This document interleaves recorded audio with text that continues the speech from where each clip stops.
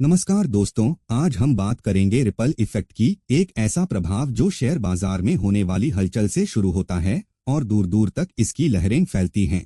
तो चलिए इस रोचक विषय को आसान भाषा में समझते हैं।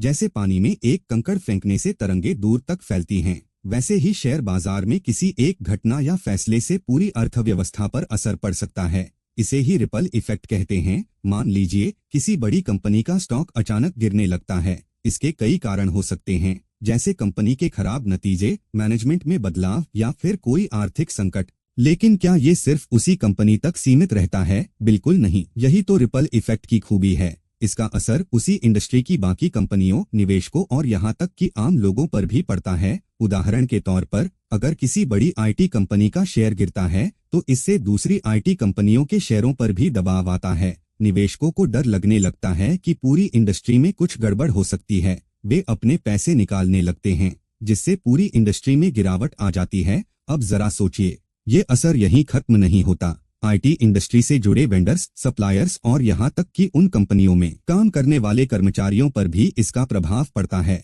अगर गिरावट बढ़ती है तो नौकरियों पर खतरा मंडराने लगता है और लोग खर्च कम करने लगते हैं। जब लोग खर्च करना कम करते हैं तो बाजार में डिमांड घट जाती है। इसका असर अन्य सेक्टर्स पर भी पड़ता है, जैसे रिटेल, ऑटोमोबाइल और यहाँ तक कि रियल एस्टेट पर भी। इस तरह एक छोटे से बदलाव की लहर पूरी अर्थव्यवस्था को प्रभावित कर सकती है। लेकिन दोस्तों, ये सिर्फ नकारात्मक प्रभाव तक सीमित नहीं है।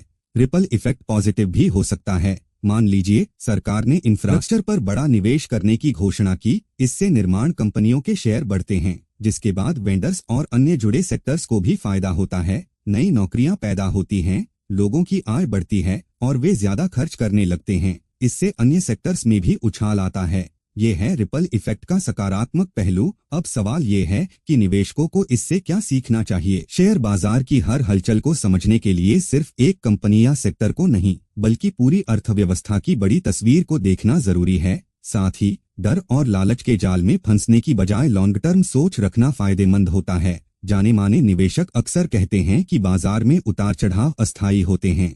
अगर आप लंबी अवधि के लिए सोचें तो ये रिपल इफेक्ट भी आपको सही दिशा में ले जा सकता है। तो दोस्तों, अब आप समझ गए होंगे कि रिपल इफेक्ट शेयर बाजार का एक अहम हिस्सा है। ये सिर्फ आंकड़ों का खेल नहीं, बल्कि भावनाओं, फैसलों और अर्थव्यवस्था के आपसी संबंधों का नतीजा है।